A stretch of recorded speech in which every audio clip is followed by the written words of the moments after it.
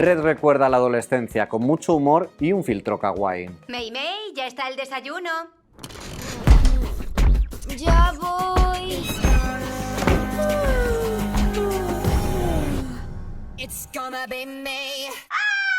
El viernes 11 de marzo llega a Disney Plus Red, o Turning Red en inglés, la nueva película de Pixar protagonizada por una niña que cuando se emociona demasiado se convierte en un panda rojo gigante. Esta loquísima premisa recupera uno de los temas que Pixar ya ha tratado otras veces en otras películas como Del Revés, Luca, incluso Toy Story 3, que es la preadolescencia y la adolescencia. Solo que esta vez, en vez de centrarse únicamente, por ejemplo, en las emociones de Riley y en Riley, como era el caso de Del Revés, aquí nos quiere contar cómo sufren esta enfermedad, que es la pubertad, tanto Mei, la protagonista, como su madre. Detrás del proyecto se encuentra Domee Shi, a la que recordaréis por haber ganado el Oscar al mejor cortometraje de animación por Bao, el corto de Pixar protagonizado por una mujer asiática que adopta a una empanadilla y la convierte en su propio hijo. Red no llega al punto de perturbar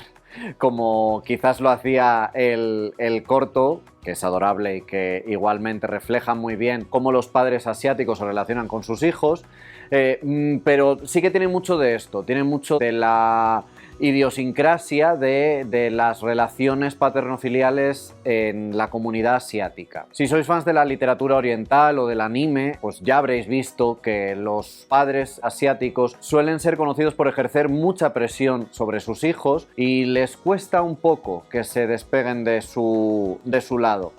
Entonces, para una niña chino-canadiense como es Mei, que viene de una familia china, pero que se está criando en el Toronto de 2002, pues claro, llega un momento en el que empezará a sentir curiosidad por la cultura y la sociedad en la que está viviendo y que puede que no concuerde muchas veces con lo que ha mamado en casa. Cuando conocemos a Mei es la hija perfecta, es una chica súper responsable que saca todo dieces, no se mete en líos y ayuda muchísimo en su casa, quiere muchísimo a sus padres y además todas las tardes acude al templo familiar para ayudar a su madre a, pues un poco a regentarlo, a mantenerlo limpio y a recibir a turistas. Vamos, es una joya de niña. Y aparte es un absoluto torbellino. La cantidad de energía que puede albergar Mei en ese cuerpo tan pequeño es absolutamente loco.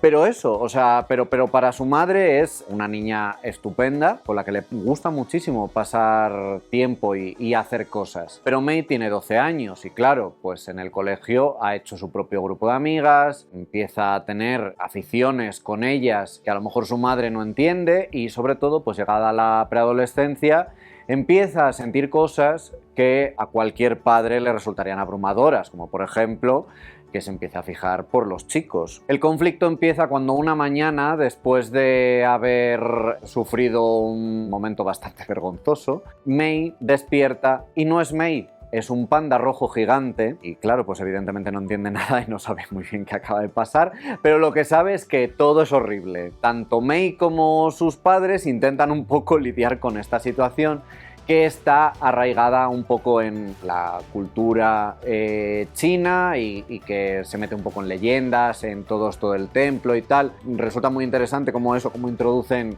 pequeños detallines de mitología china para un poco justificar esta transformación y que obviamente será desarrollada a lo largo de la película. Pero lo importante, con Panda Mei, como la podemos llamar, es que es una metáfora bastante acertada de lo que es la adolescencia y sobre todo de lo que es sentirse en un cuerpo que no entiendes cómo va. O sea, tú hasta ahora eras un niño feliz y de pronto un día te levantas y te ha salido pelo, hueles mal, te empieza a cambiar la voz y tampoco sabes muy bien cómo moverte con estas extremidades tan largas y tal. Esto está todo muy llevado al humor muy físico, o sea, Mei se tropieza con todo, no cabe por la puerta, tal, pero es eso, es una manera de intentar recordarnos cómo era ese paso físico de la niñez a la adolescencia y cómo nos empezamos a hacer mayores, a veces como muy de pronto, y resulta encantador. Está muy bien cogido también como May, como niña, es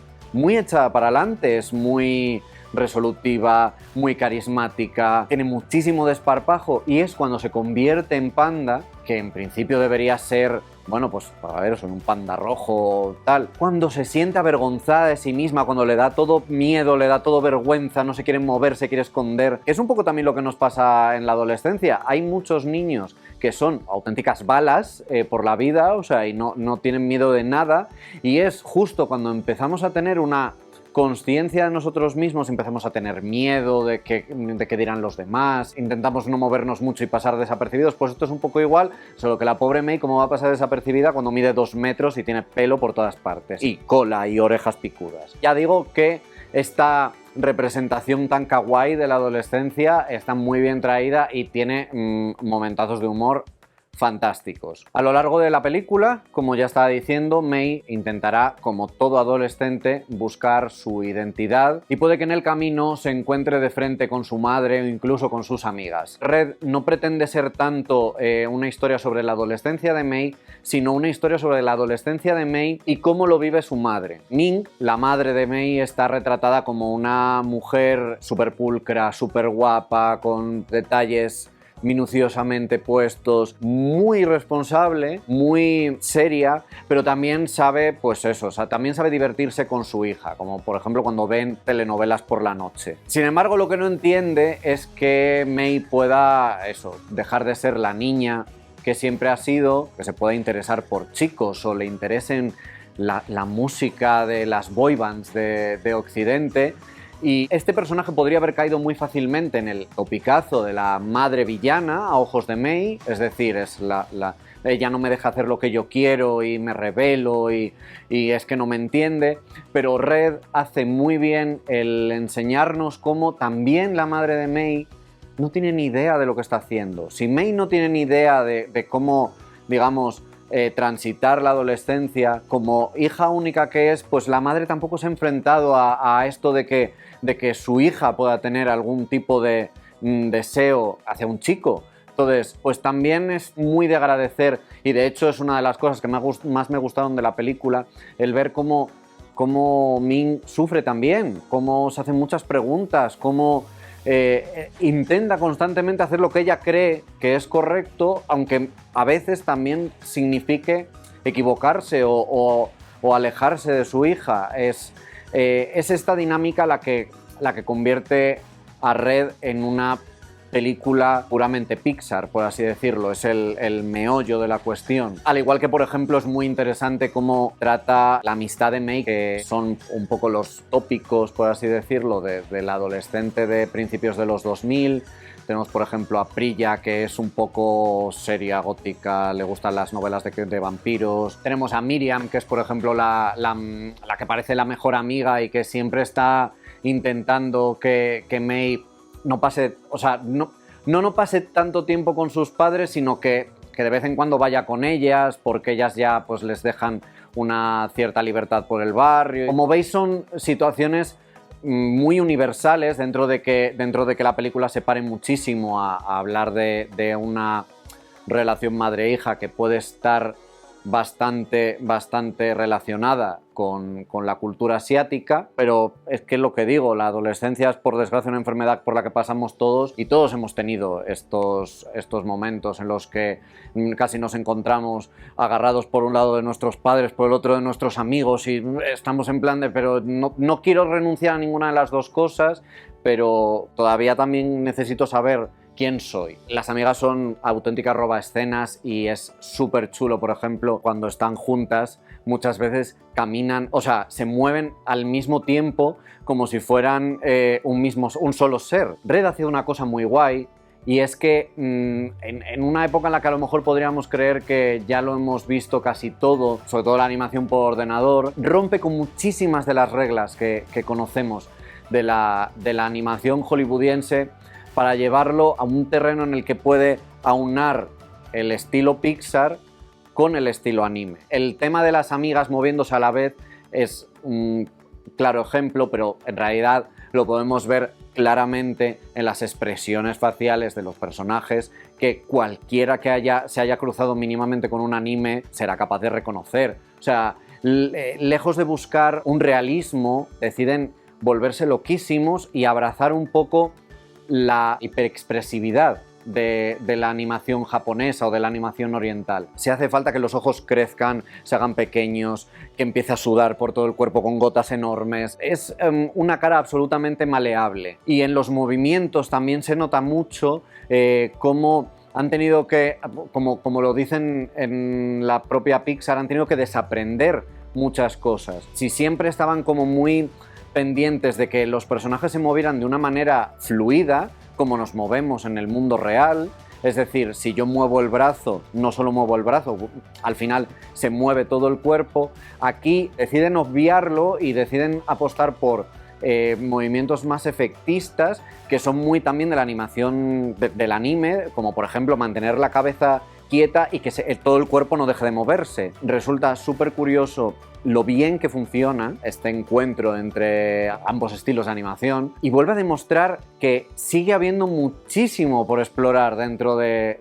lo que es la animación, incluso en maestros como son Pixar. En los últimos días he visto un absurdísimo debate por Twitter en el que pues una persona que simplemente ha visto 4 imágenes de la película o el tráiler de la película y dice que cómo está bajando Pixar de calidad. ¿Cómo está bajando Pixar de calidad después de habernos dado Luca, después de habernos dado Soul? ¿Sabes? O sea, bueno, aquí estamos evidentemente en desacuerdo. Pero es que, por ejemplo, me parece absurdo decir que Red es una bajada de calidad cuando toda su estética está cuidada al milímetro y cómo han intentado salirse un poco de ese hiperrealismo que conocemos tan bien para darnos una película con identidad propia y sobre todo un escenario que no deja de ser una representación del punto de vista de una niña preadolescente de 12 años. Lo que hacen es crear escenarios que parecen dibujados por la propia Mei, con colores pastel, con iluminación mágica por la noche, con figuras redondeadas y a veces,